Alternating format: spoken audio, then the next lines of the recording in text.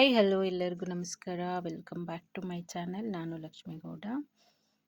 ಇದು ಬಂದು ನನ್ನ ವೆಡ್ನೆಸ್ಡೇ ಲಾಗು. ಇವತ್ತು ಬೆಳಗ್ಗೆನೇ ನಾನು ಬ್ಲ್ಯಾಕ್ ಕಾಫಿ ಆದರೆ ಪ್ರಿಪೇರ್ ಮಾಡ್ತಾಯಿದ್ದೀನಿ. ಸೊ ಒಂದು ಗ್ಲಾಸಿಗೆ ಒಂದು ಟೀ ಸ್ಪೂನಷ್ಟು ತುಪ್ಪ ಹಾಕ್ಕೊಂಡು ಅದಕ್ಕೆ ನಾವು ಎಷ್ಟು ಬೇಕೋ ಅಷ್ಟು ಕಾಫಿ ಪೌಡ್ರ್ ಹಾಕ್ಕೊಂಡು ಒಂದು 2ರಿಂದ 3 ಟೀ ಸ್ಪೂನಷ್ಟು ವಾಟರ್ ಹಾಕಿ ನಾನು ನೋಡಿ ಈ ಥರ ಅಗಾರೋ ಅವರ ಇದು ಸ್ಮಾಲ್ ಬೀಟರ್ ಆದರೆ ತೊಗೊಂಡಿದ್ದೀನಿ. ಸೊ ಈ ಥರ ಬೀಟ್ ಮಾಡಿಕೊಂಡ್ರೆ ಅದು ಕಾಫಿ ಪೌಡರು ಮತ್ತು ಗೀ ಅನ್ನೋದು ಚೆನ್ನಾಗಿ ಮಿಕ್ಸ್ ಆಗುತ್ತೆ. ಸೊ ಅದು ಮತ್ತು ನಮ್ಗೆ ಎಷ್ಟು ಬೇಕೋ ಅಷ್ಟು ಅದರಲ್ಲಿ ವಾಟರ್ ಆ್ಯಡ್ ಮಾಡಿಕೊಂಡ್ರೆ ಬ್ಲ್ಯಾಕ್ ಕಾಫಿ ಆದರೆ ಪ್ರಿಪೇರ್ ಆಗೋಗುತ್ತೆ. ಬೆಳಗ್ಗೆ ಟೈಮು ಬ್ಲ್ಯಾಕ್ ಕಾಫಿ ಕುಡಿಯೋದ್ರಿಂದ ಫ್ಯಾಟ್ ಲಾಸ್ಗೆ ಮತ್ತು ಹೆಲ್ತ್ಗೂ ತುಂಬ ಒಳ್ಳೆಯದು ಅಂತಾರೆ. ಸೊ ಅದಕ್ಕೆ ನಾನು ಇವತ್ತಾದರೆ ಬ್ಲ್ಯಾಕ್ ಕಾಫಿ ಆದರೆ ಪ್ರಿಪೇರ್ ಮಾಡಿಕೊಂಡೆ. ಕಾಫಿ ಮುಗಿಸ್ಕೊಂಡು ಇವತ್ತಿನ ಬೆಳಗಿನ ತಿಂಡಿಗಾದರೆ ಪ್ರಿಪೇರ್ ಮಾಡ್ತಿದ್ದೆ.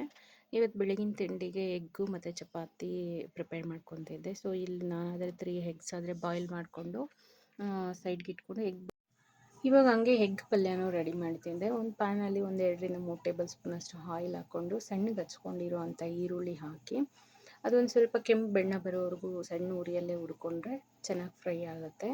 ಈಗ ಅದರ ಜೊತೆಗೆ 2ರಿಂದ 3 ಎಗ್ ಒಡೆದು ಹಾಕ್ಕೊಂಡು ಚೆನ್ನಾಗಿ ಅದನ್ನು ಒಂದು ಸ್ವಲ್ಪ ಲೋ ಫ್ಲೇಮಲ್ಲೇ ಇಟ್ಕೊಂಡು ಫ್ರೈ ಮಾಡ್ಕೋಬೇಕು. ಒಂದು ಹೈ ಫ್ಲೇಮಲ್ಲಿ ಏನಾದರೂ ಇಟ್ಟರೆ ತಳ ಅಂಟೋದು ಆ ಥರ ಎಲ್ಲ ಆಗುತ್ತೆ. ಸೊ ಅದಕ್ಕೆ ಒಂದು ಸ್ವಲ್ಪ ಸಿಮ್ಮಲ್ಲೇ ಇಟ್ಕೊಂಡು ಒಂದು ಸ್ವಲ್ಪ 3ರಿಂದ 4 ನಿಮಿಷ ಅಷ್ಟು ಫ್ರೈ ಮಾಡಿದರೆ ಅದು ಆಲ್ಮೋಸ್ಟ್ ಫ್ರೈ ಆಗುತ್ತೆ. ಇವಾಗ ರುಚಿಗೆ ತಕ್ಕಷ್ಟು ಉಪ್ಪು ಮತ್ತು ಖಾರ ಹಾಕಿ ಮಿಕ್ಸ್ ಮಾಡಿಕೊಂಡ್ರೆ ಬೇಕನ್ನೋರು ಪೆಪ್ಪರ್ ಪೌಡ್ರೂ ಹಾಕ್ಕೋಬೋದು. ನಾನಿಲ್ಲಿ ಹಾಕಿಲ್ಲ, ಆಪ್ಷನಲ್ ಅದು, ಬೇಕಾದರೆ ಹಾಕ್ಕೋಬೋದು. ನಾನು ಮಕ್ಳಿಗೋಸ್ಕರ ಮಾಡ್ತಿರೋದ್ರಿಂದ ಅದೇನು ಯೂಸ್ ಮಾಡಿಲ್ಲ. ಸೊ ನಮಗೊಂದು ಒಳ್ಳೆ 5 to 10 ಮಿನಿಟ್ಸಲ್ಲಿ ಒಂದು ಎಗ್ ಪಲ್ಯ ರೆಡಿ ಆಗುತ್ತೆ. ಇವಾಗ ಚಪಾತಿ ಪ್ರಿಪೇರ್ ಮಾಡ್ಕೊತಿದ್ದೆ. ಚಪಾತಿಗೆ ಮತ್ತು ಎಗ್ ಪಲ್ಯಕ್ಕೆ ತುಂಬ ಒಳ್ಳೆ ಕಾಂಬಿನೇಷನು. ಹುಡುಗರು ಅಷ್ಟೇ ಬೆಳಗಿನ ತಿಂಡಿಗೆ ಚಪಾತಿ ದೋಸೆ ಆ ಥರ ತುಂಬ ಇಷ್ಟಪಟ್ಟು ತಿನ್ನೋದ್ರಿಂದ ನಾನು ಮ್ಯಾಕ್ಸಿಮಮ್ ದೋಸೆ ಚಪಾತಿ ಮಿಲೆಟ್ಸ್ ದೋಸೆ ಆ ಥರ ಎಲ್ಲನೇ ಮಾಡೋಕ್ಕೆ ಪ್ರಿಪೇರ್ ಮಾಡ್ತೀನಿ.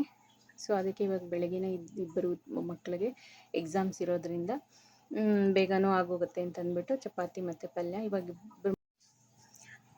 ಮಕ್ಳಿಗಾದರೆ ತಿಂಡಿ ಎಲ್ಲ ರೆಡಿ ಮಾಡಿ ಇಟ್ಟು ಸ್ಕೂಲ್ಗೆಲ್ಲ ಕಳಿಸಿ so back to my work.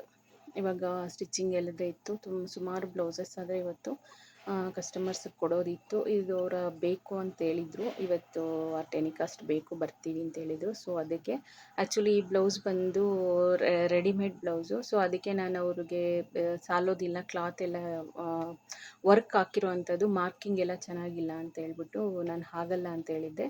But customer ಈ ಥರ ಸೈಡಲ್ಲಿ ಜಾಯಿಂಟ್ ಮಾಡಿ ಹೊಲ್ಕೊಡಿ ಪರವಾಗಿಲ್ಲ, ಮತ್ತು ಅದನ್ನೆಲ್ಲೂ ರಿಟರ್ನ್ ಮಾಡೋಕ್ಕಾಗಲ್ಲ ಅಂತಂದಿದ್ದಕ್ಕೆ ಸೊ ಕಸ್ಟಮರು ಹೇಳಿದ್ದಕ್ಕೆ ನಾನು ಮತ್ತೆ ಸ್ಟಿಚ್ ಮಾಡಿಕೊಟ್ಟೆ. ಇಲ್ಲಾಂತಂದರೆ ನಾನು ಈ ಥರ ವರ್ಕು ಮತ್ತು ಈ ಥರ ಏನಾದರೂ ರೆಡಿಮೇಡು ಮತ್ತು ಔಟ್ಸೈಡ್ ಎಲ್ಲ ಹಾಕ್ಸ್ಕೊಂಬಂದರೆ ಎಲ್ಲ ನಾನು ಅಷ್ಟಾಗಿ ತೊಗೊಳಕ್ಕೆ ಹೋಗೋದಿಲ್ಲ.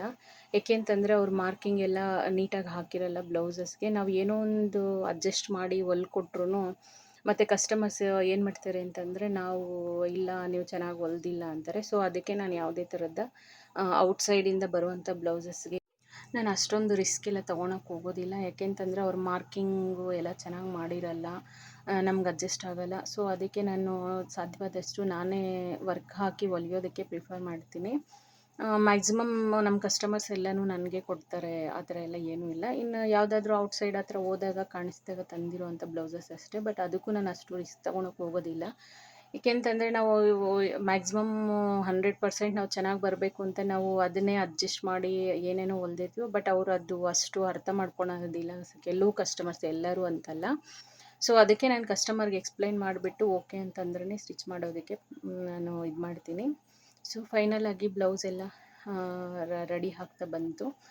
ಮಿನಿಮಮ್ 1ರಿಂದ 2 ಬ್ಲೌಸ್ ಹೊಲಿಬೋದು ಅಷ್ಟೇ, ಮನೆ ಮಕ್ಕಳು ಎಲ್ಲ ನೋಡಿಕೊಂಡು. ಸೊ ನೋಡಿ ಇದು ಬ್ಲೌಸ್ ಆದರೆ ತುಂಬಾ ಫಿನಿಶಿಂಗ್ ಅಂತೂ ತುಂಬಾ ಚೆನ್ನಾಗಿ ಬಂತು.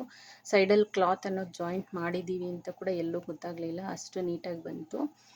ಸೊ ಫೈನಲ್ ಆಗಾದರೆ ತುಂಬ ಚೆನ್ನಾಗೇ ಬಂದಿತ್ತು ಬ್ಲೌಸು. ಇನ್ನಿಷ್ಟು ಫಿನಿಶಿಂಗ್ ಎಲ್ಲ ಆದಮೇಲೆ ಐರನ್ ಮಾಡಿ ಹುಕ್ಸ್ಗಾದರೆ ಕಳಿಸ್ಬೇಕಿನ್ನು. ಸೊ ನಾನಾದರೆ ಹುಕ್ಸು ಮತ್ತು ಎಮ್ಮಿಂಗು ಆ ಥರದ್ದೆಲ್ಲ ಏನೂ ಮಾಡೋದಿಲ್ಲ.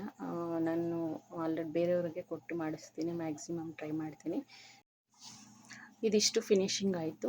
ಸೊ ಇದರ ನಮಗೆ ಬ್ಲೌಸ್ ಅದು ಸ್ಟಿಚಿಂಗ್ ಎಲ್ಲ ಫಿನಿಶಿಂಗ್ ಆಗಿದ ತಕ್ಷಣವೇ ಗೊತ್ತಾಗೋಗುತ್ತೆ ಪರ್ಫೆಕ್ಟಾಗಿ ಬಂದಿದೆಯಾ ಇಲ್ಲ ಅನ್ನೋದು.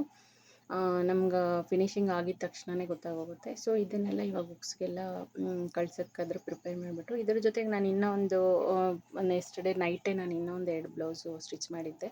ಅದನ್ನು ನಾನು ನಿಮ್ಮ ಜೊತೆ ಶೇರ್ ಮಾಡ್ಕೊತೀನಿ. ನೋಡಿ, ಇದೊಂದು ಬ್ಲೌಸು ಸ್ಟಿಚ್ ಮಾಡಿದ್ದೆ.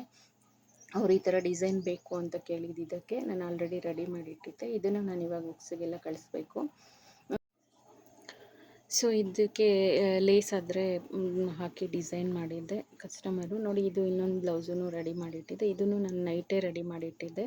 ಏಕೆ ಅಂತಂದರೆ ಕಸ್ಟಮರ್ ಏನೋ ಪೂಜೆ ಇದೆ, ಟೆನಿಕಾಸ್ಟ್ ಬೇಕೇ ಬೇಕು ಅಂತ ಹೇಳಿದ್ದಕ್ಕೆ ಇನ್ ಕೇಸು ನಾನೇ ಬಾಕ್ಸ್ ಎಲ್ಲ ಹಾಕಿ ಫುಲ್ ಬ್ಲೌಸ್ ಆದರೆ ರೆಡಿ ಮಾಡಿಬಿಟ್ಟಿದ್ದೆ. ಏಕೆಂತಂದರೆ ಅವ್ರಿಗೆ ಒಂದು ಇಂಪಾರ್ಟೆಂಟ್ ಏನೋ ಪೂಜೆ ಇದೆ ಅಂತ ಹೇಳಿದ್ದಕ್ಕೆ, ಮತ್ತು ಉಕ್ಸು ಕಳಿಸೋದು ತರಿಸೋದು ಎಲ್ಲ ಒಂದು ಸ್ವಲ್ಪ ರಿಸ್ಕಿ ಅನಿಸುತ್ತೆ ಅಂತ ಅಂದ್ಬಿಟ್ಟು ನಾನೇ ಸ್ಟಿಚ್ ಮಾಡಿ ಎಲ್ಲ ರೆಡಿ ಇಟ್ಟಿದ್ದೆ. ಕಸ್ಟಮರ್ ಯಾವಾಗ ಫೋನ್ ಮಾಡಿದ್ರು ಇಲ್ಲ ಬಂದರೂ ತೊಗೊಂಡು ಹೋಗ್ಬೋದು ಅಂತ ಆಲ್ರೆಡಿ ರೆಡಿ ಮಾಡಿಟ್ಟಿದ್ದೆ. ಸೊ ಈ ಬ್ಲೌಸಸ್ ಎಲ್ಲ ನಿಮ್ಗೆ ಹೇಗೆ ಅನ್ನಿಸ್ತು ಸ್ಟಿಚಿಂಗ್ ಅನ್ನೋದು ಕೂಡ ಖಂಡಿತ ಕಮೆಂಟಲ್ಲಿ ತಿಳಿಸಿ.